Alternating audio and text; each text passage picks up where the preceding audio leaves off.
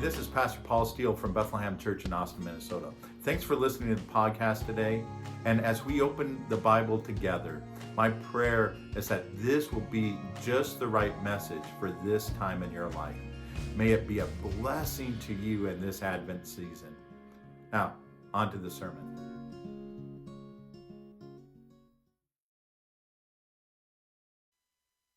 Today we start our Advent series as we prepare our hearts for the coming of Jesus. And our sermon text is Isaiah chapter 9, verses 1 through 7. Isaiah chapter 9, verses 1 through 7.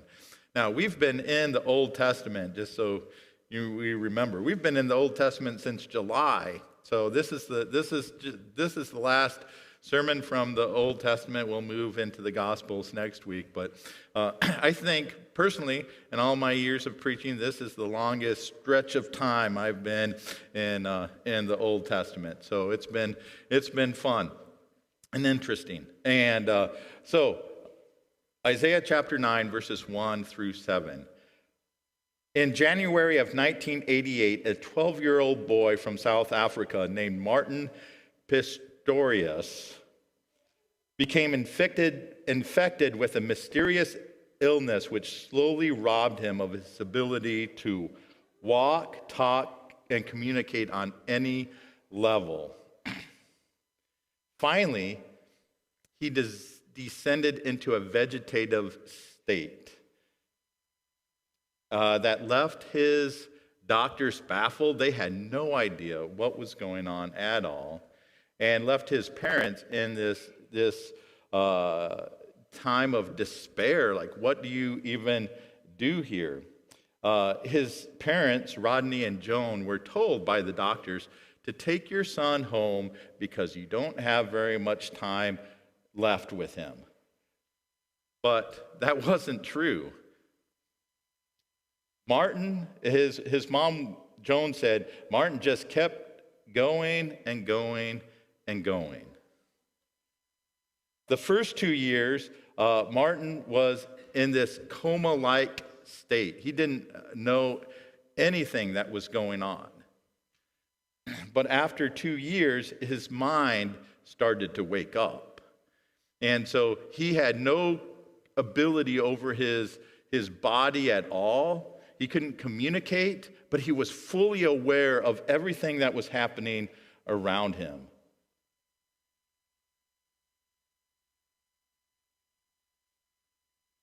But not even his closest relatives, friends, any knew that what was happening. They just thought things were the same. And Martin felt trapped and claustrophobic and terrified. Like here he was, he knew what was going on around him, but he couldn't do anything about it. And his lowest point was when his mom was sitting next to him in despair, and she said, I hope you just die. Like, this is where she had all this despair. She couldn't do anything to help her son, and she'd come to this point of, like, it would be better for his life just to come to an end than to continue on in this way.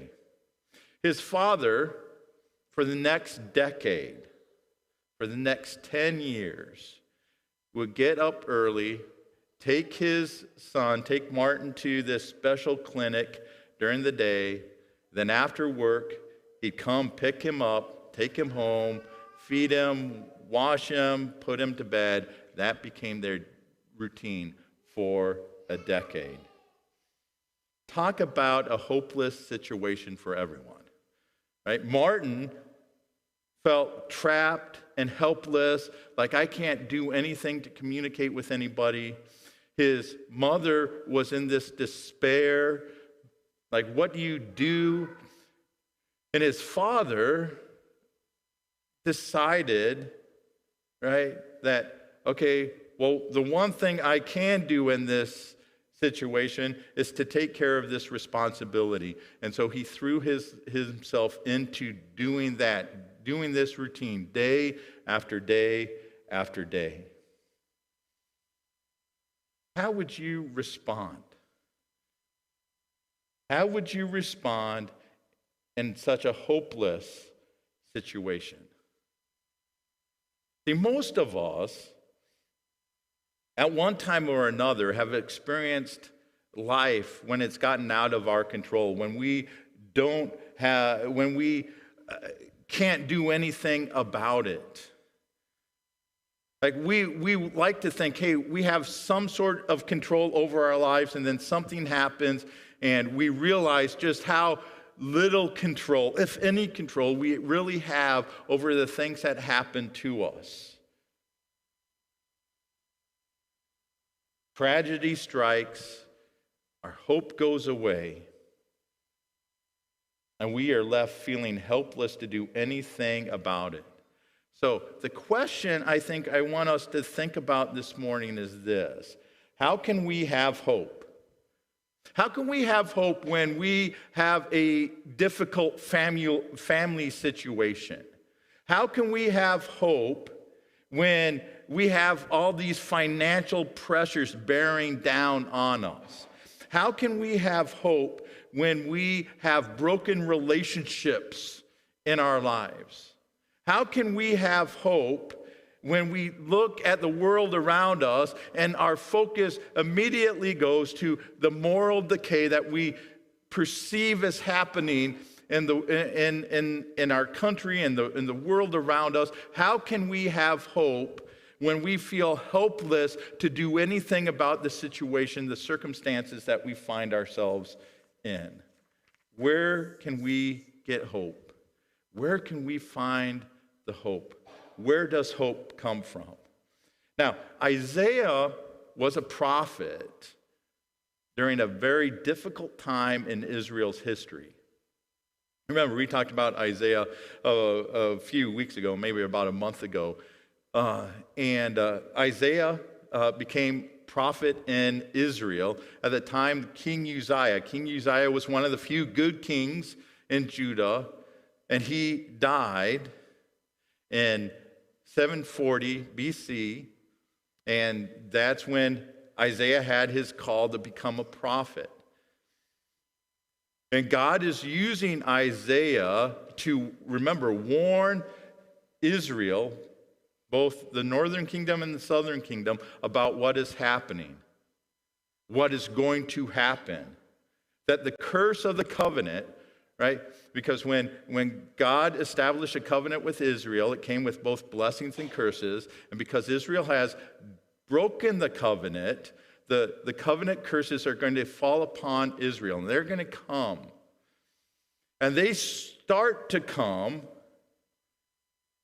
in 734 BC. So 6 years after Isaiah started his ministry as prophet. And Assyria comes down and conquers the northern kingdom of Israel. So between 734 and 732 BC, Assyria comes. Now, Ahaz is the son of Uzziah. He's the king of Judah. And he's seeing what's happening. And what he decides to do is he starts to pay tribute to Assyria, which causes taxes, very oppressive taxes, to fall upon the people of Judah. So even though they're not conquered by Assyria, they're under Assyrian control, they're being oppressed just like the northern kingdom is. That's the landscape we find ourselves when Isaiah makes this prophecy that we're going to read about. So in the midst of all of this, in the midst of the covenant curses coming and falling upon Israel, God does not leave Israel without hope. God does not leave Israel without hope. So Isaiah chapter 9, verses 1 through 7. Isaiah chapter 9, verses 1 through 7. Nevertheless, that time of darkness and despair will not go on forever. The land of Zebulun and Naphtali will be humbled, and there will be a time in the future when Galilee of the Gentiles, which lies along the road that runs between the Jordan and the sea will be filled with glory. The people who walk in darkness will see a great light. For those who live in a land of darkness, a light will shine. You will enlarge the nation of Israel, and the people will rejoice. They will rejoice before you as people rejoice at the harvest, and like warriors dividing up the plunder. For you will break the yoke of their slavery and lift the heavy burden from their shoulders. You will break the oppressor's rod, just as you did when you destroyed the army of Midian. The boots of the warriors and the uniforms bloodstained by war will be burned. They will be fuel for the fire. For a child is born to us, a son is given to us. The government will rest on his shoulders, and he will be called Wonderful Counselor, Mighty God, Everlasting Father, Prince of Peace. His government and its peace will never end. He will rule with fairness and justice from the throne of his ancestor David for all eternity. The passionate commitment of the Lord of heaven's armies will make this happen. So here's what's going on. Here's what this prophecy is about, at least the best that I can tell. So Isaiah proclaimed here that in the area that's been the hardest hit by the Assyrians, so Zebulun, Naphtali, those are the two northernmost tribes. They would have experienced the Assyrian invasion the first, the longest, the hardest. So in this area that was the hardest hit by the Assyrian invasion, what's going to happen? There's going to be a light that appears. So in the darkness and the despair, there's going to be a light. Now, for us, we look at that word light and immediately, contrasting it with the darkness, with despair and depression, we see the light as hope. It's a synonym for hope. But what we also have to see here, for the ancient people that were hearing this, is that light is a symbol of God's presence.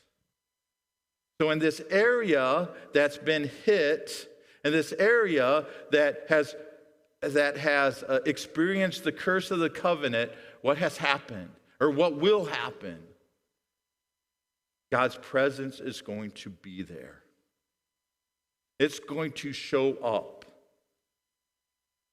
So whatever else this prophecy is about, it's about God's presence being with Israel. That God hasn't given up on them, that God hasn't abandoned them. And I think this is what we need to hear this morning. Too often we interpret the bad in our lives as God's abandonment of us. God, where are you? What are you doing? Do you even exist? Do you love me? See, the reality is that God allows us to go through the consequences of sin. He allows us to experience the consequence of our own sin. Right? Our own stupid mistakes, the broken relationships that happen because we have said something that we shouldn't, we've done something stupid, right? God doesn't immediately come and make those things better. He allows us to experience those things. He allows us to experience the consequence of sin on the large scale, right? That evil exists in this world. And just because we follow Jesus doesn't mean that we're immune from it. But that reality doesn't mean that God has left us, that God has abandoned us, that God doesn't love us. God is reminding Israel that in the midst of their darkest times, in the midst of their despair, there's going to come a light. His presence is going to be there with them. God is not going to give up on them. He's going to do what is necessary to call them back to himself. And no matter what we are going through this morning, That is not evidence that God is punishing you. That is not evidence that God has abandoned you. That is not evidence that God doesn't love you. And what we need to be on the lookout for is the light of God's presence. Where is God going to show up? What is God going to do for us?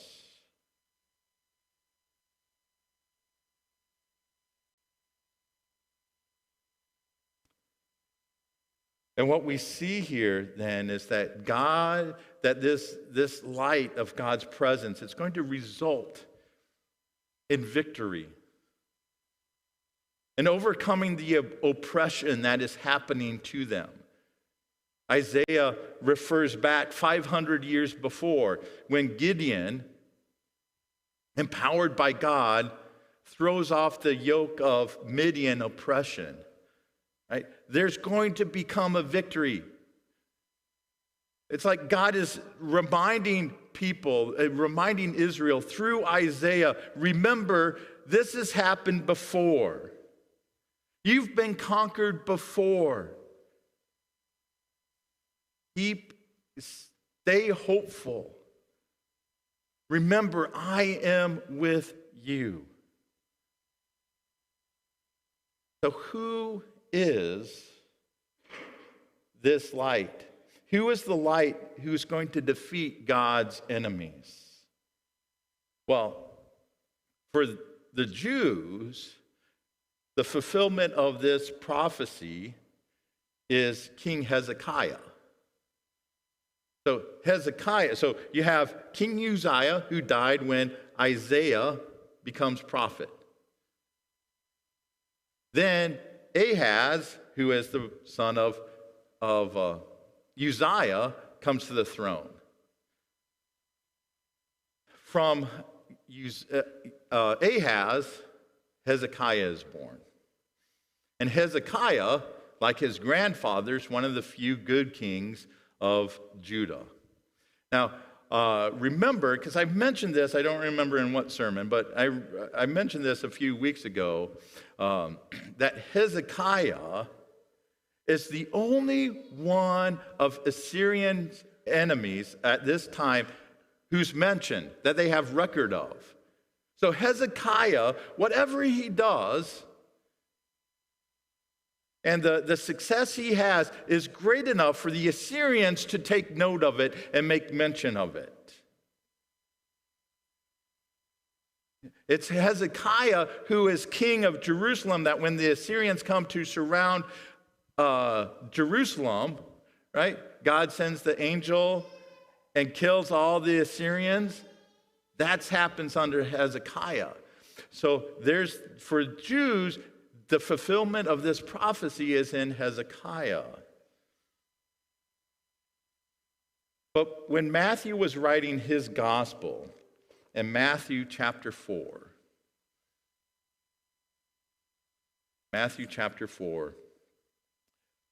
verses 13 through 16, this is what he writes.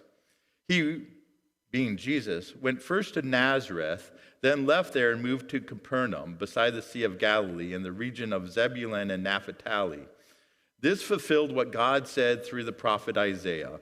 In the land of Zebulun and of Naphtali, beside the sea, beyond the Jordan River in Galilee, where so many Gentiles live, the people who sat in darkness have seen a great light. And for those who lived in the land where death cast its shadow, a light has shined. So for Matthew, he is saying, hey, this prophecy isn't referring to Hezekiah. This is a messianic prophecy. And the way that the New Testament writers often use the Old Testament is that they'll just quote a little bit of the passage, which should activate in the mind of the reader, especially Jewish readers, the whole prophecy. So even though he just quotes the first part of it, it's activating this whole thing that we're looking at today. So Matthew is saying, this light that Isaiah promised back in Isaiah chapter 9, this is fulfilled in Jesus. This is revealed in Jesus. And so Isaiah says that this light is a child who is born to us. And this son, what's he going to do? He's going to establish a government or a kingdom. And it's going to rest on his shoulders. That image means that he is going to take the responsibility for people, for this kingdom, on himself.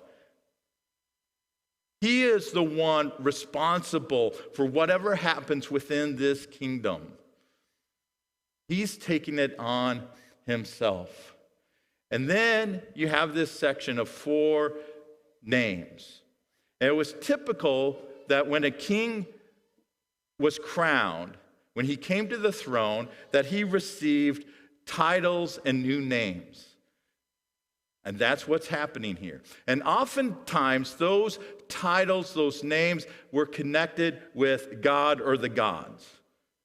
Because it was to show that this king was acting as representative of the gods, or of God. And so while it's easy for us to look back in hindsight and say, oh, see, this prophecy is predicting the divinity of the Messiah, that's not how the original readers would have understood it. These names, these titles were all pointing to the fact that God's presence is going to be with this individual, with the Messiah. And so it starts off with Wonderful Counselor. This means that this king, he's going to have wisdom. And remember when we were going through this Proverbs, where does wisdom come from? It comes from God.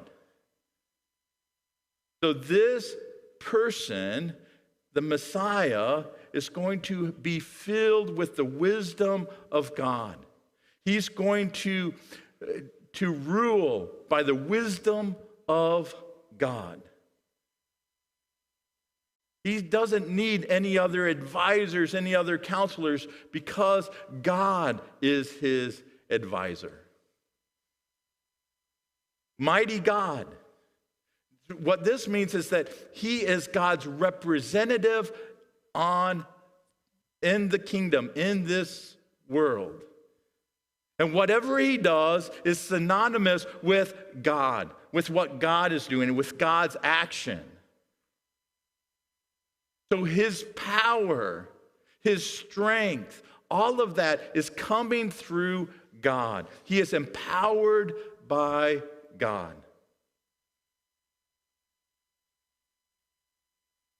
Everlasting Father.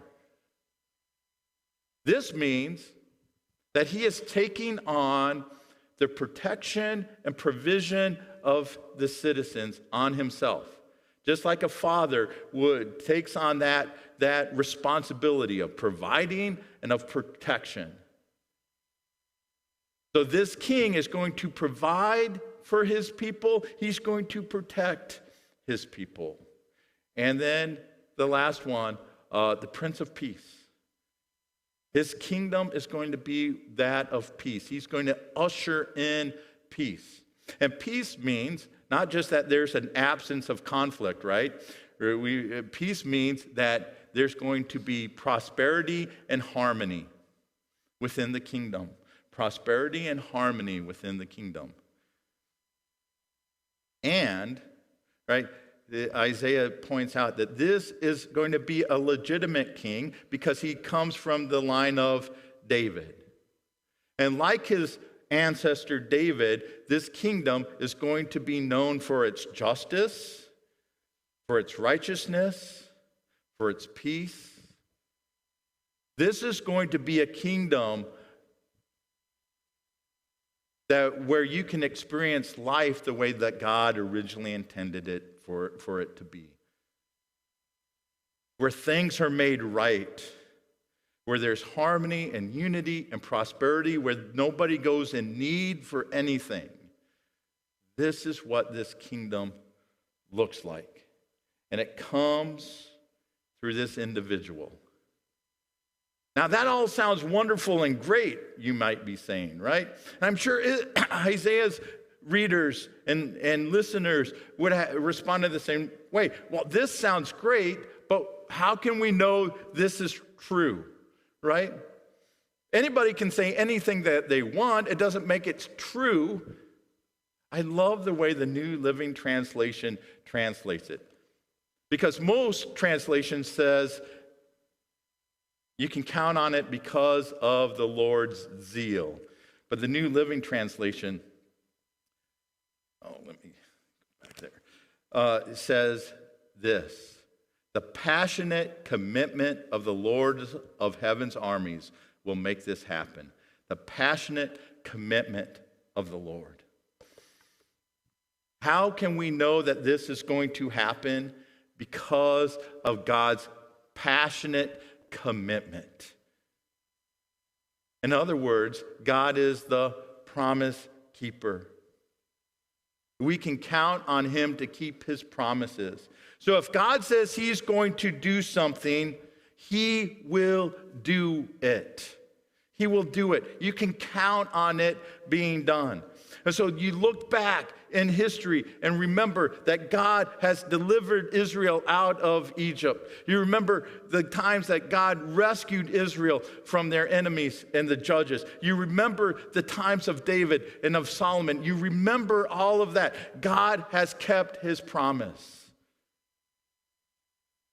And so for us, on this side, what it means is that because God kept his promise to send the Messiah, we can count on him to keep his promise to send Jesus again. That's what Advent is all about. This Advent season, I want you to remember this. We are hopeful about the second coming of Jesus because God kept his promise to send the Messiah. Because we know Jesus lived and that he died and he rose again, that God kept his promise. Even in all the darkness and hopelessness we might face in this life, we keep on holding on to hope because we are confident that Jesus will return and make everything right. Remember Martin? He remained trapped in a frozen body.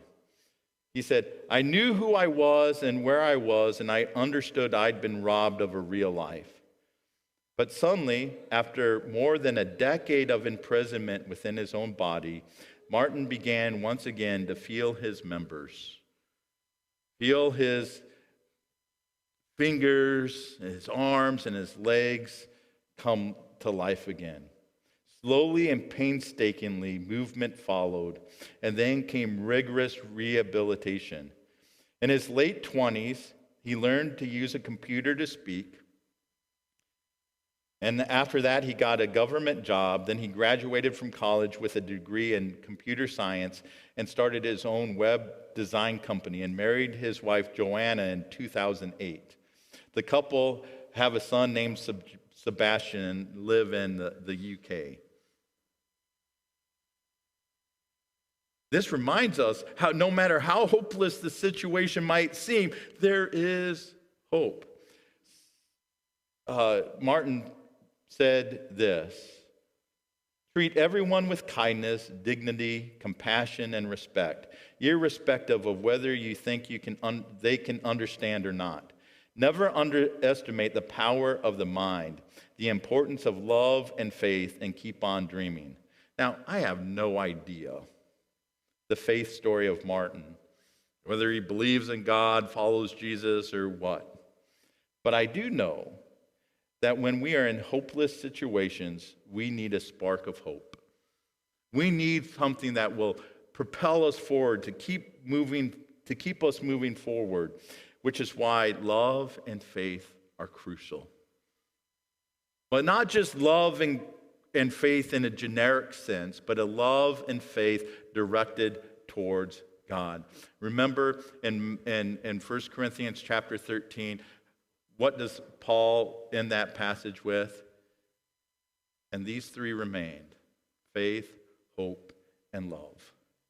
And the greatest of these is love.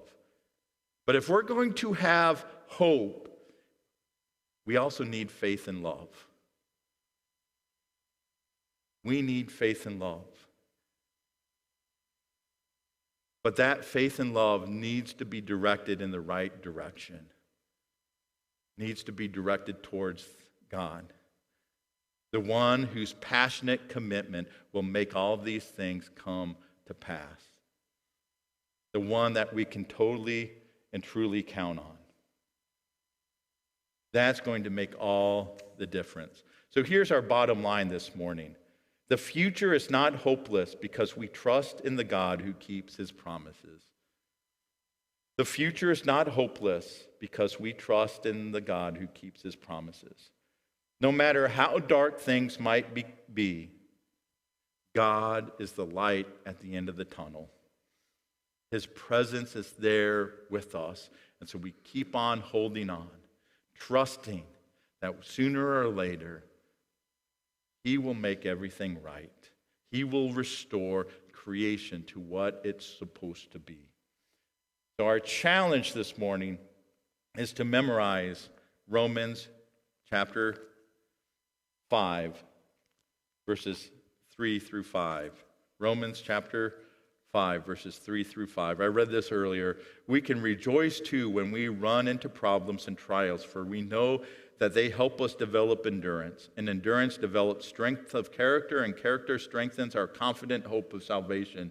And this hope will not lead to disappointment, for we know how dearly God loves us, because he has given us the Holy Spirit to fill our hearts with his love. God is not going to waste our troubles, our pain, our trials. But we need to hold on to hope in him and what he has promised to us. Hold on to that hope in the one who has promised, the one who keeps his promises.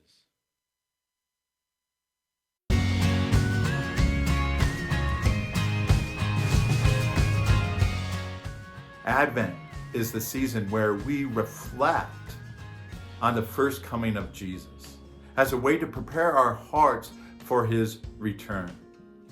And even if your life might be filled with darkness, I hope that you will be encouraged, because you remember that we have hope because God keeps his promises, because God kept his promise to send the Messiah the first time. We can be confident that Jesus will return and make everything right. May God continue to bless you.